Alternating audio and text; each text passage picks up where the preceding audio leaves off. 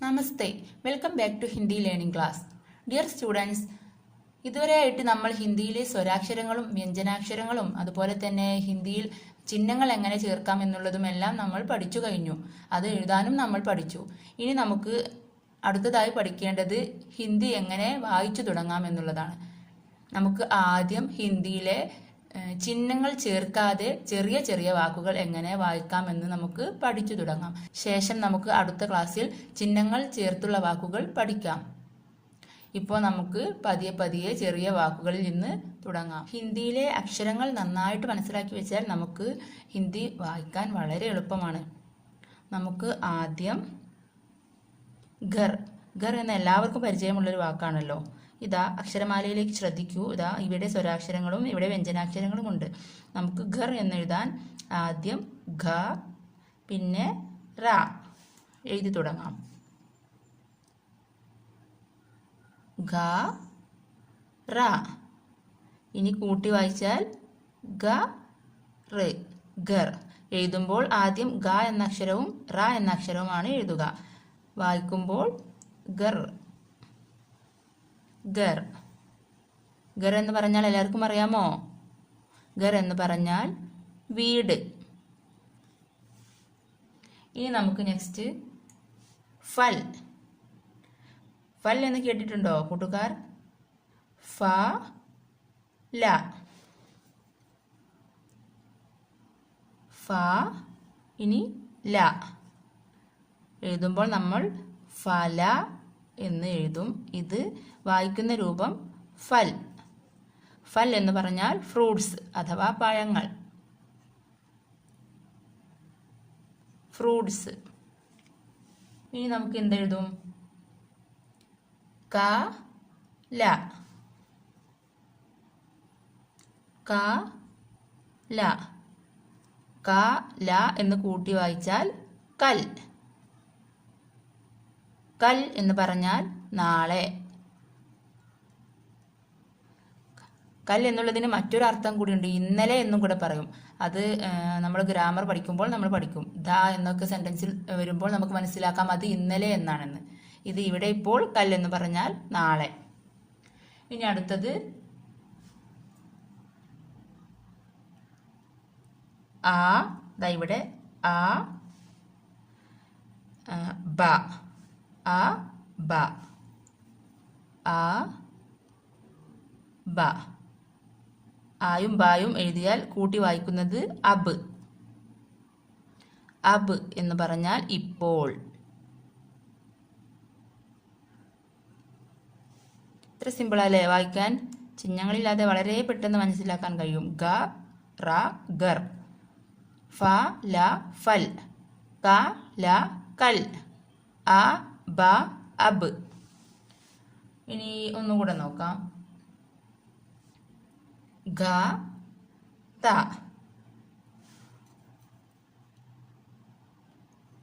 ഘ ത എന്നെഴുതിയാൽ ഗത്ത് എന്ന് വായിക്കും.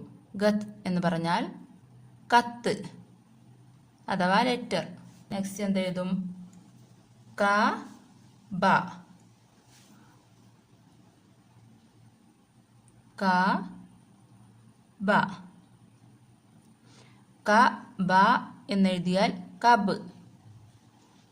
കൂട്ടി നമ്മൾ കബ് എന്ന് വായിക്കും. കബ് എന്ന് പറഞ്ഞാൽ എപ്പോൾ.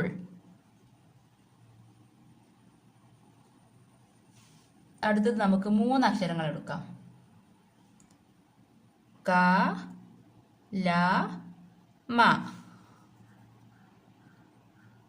ക ല മ. ഇത് കൂട്ടി വായിക്കുമ്പോൾ നമ്മൾ കലം എന്നാണ് വായിക്കുന്നത്. എഴുതുമ്പോൾ ക ല മ. വായിക്കുമ്പോൾ കലം അഥവാ അതിനർത്ഥം പേന.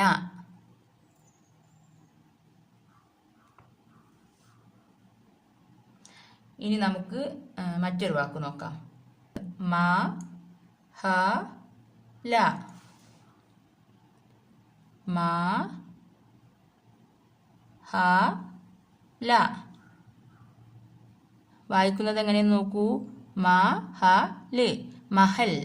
മഹൽ എന്ന് പറഞ്ഞാൽ കൊട്ടാരം, പാലസ്. മറ്റൊരു വാക്ക് നമുക്ക് എടുത്തു നോക്കാം. ന, യ, ന. ന, യ, ന എന്നെഴുതിയാൽ ന, യ, ന. ന, യ, ന എന്ന് കൂട്ടി വായിക്കുന്നത് നയൻ. നയൻ എന്ന് പറഞ്ഞാൽ കണ്ണ്. മറ്റൊരു വാക്കും കൂടെ നമുക്ക് നോക്കാം അല്ലേ. ക, മ, ല.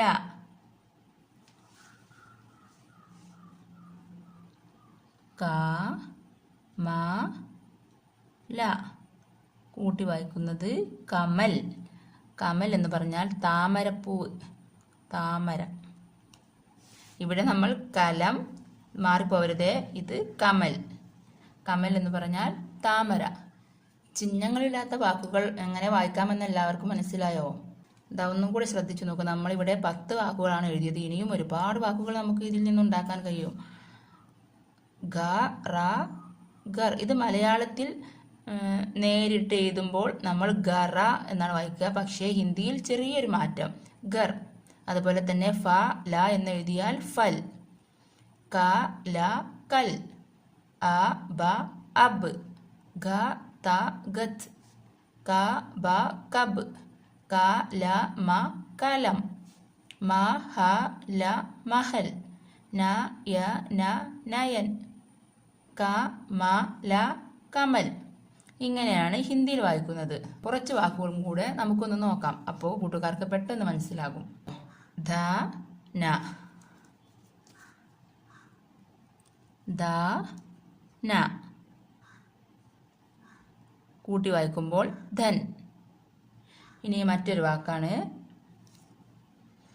ന, മ, ക.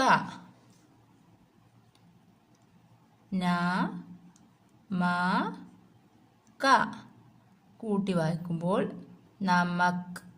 നമക്ക് എന്ന് പറഞ്ഞാൽ ഉപ്പ്. ഇനി മറ്റൊരു വാക്ക് നോക്കാം. ഗ, ഗ, ന. ഗ, വീണ്ടും ഗ, ന കൂട്ടി വായിച്ചു നോക്കൂ. ഗഗൻ. വായിക്കുമ്പോൾ ലാസ്റ്റത്തെ അക്ഷരം ന എന്ന് ഉച്ചരിക്കില്ല, ഗഗൻ എന്നാണ് വായിക്കുക. ഗഗൻ എന്ന് പറഞ്ഞാൽ ആകാശം. ഇനി നമുക്ക് വേറൊരു വാക്ക്.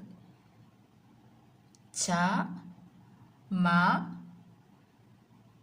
ക. ച, മ, ക. എല്ലാവരും ഒന്ന് കൂട്ടി വായിച്ചേ. ചമക്. കണ്ടില്ലേ? മനസ്സിലാക്കാൻ നല്ല എളുപ്പമല്ലേ?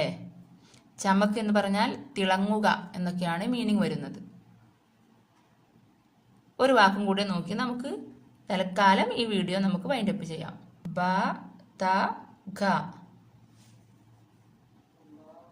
ബ, ത, ഘ. അപ്പോൾ നമ്മൾ ബ, ത, ഘ എന്നെഴുതി. കൂട്ടി വായിക്കുന്നത് ബത്തക്. ബത്തക് എന്ന് പറഞ്ഞാൽ താറാവ്. ഇപ്പോൾ കുറച്ചൊരു ഐഡിയ കിട്ടിയില്ലേ എല്ലാവർക്കും? ചിഹ്നങ്ങളില്ലാത്ത അക്ഷരങ്ങൾ എങ്ങനെ കൂട്ടി വായിക്കാമെന്ന്. ഇനി ഞാൻ വീണ്ടും വീണ്ടും പറയണ്ടല്ലോ, ഇതുപോലെ ഒരുപാട് വാക്കുകൾ നമുക്കിതിൽ നിന്നുണ്ടാക്കാം. അതൊക്കെ എല്ലാവരും ഉണ്ടാക്കി ഇതുപോലെ വായിച്ച് പഠിക്കുക. അപ്പോൾ എല്ലാവർക്കും മനസ്സിലായെന്ന് കരുതുന്നു. ഈ വീഡിയോ ഇഷ്ടപ്പെട്ടാൽ ലൈക്ക്, ഷെയർ, സബ്സ്ക്രൈബ്.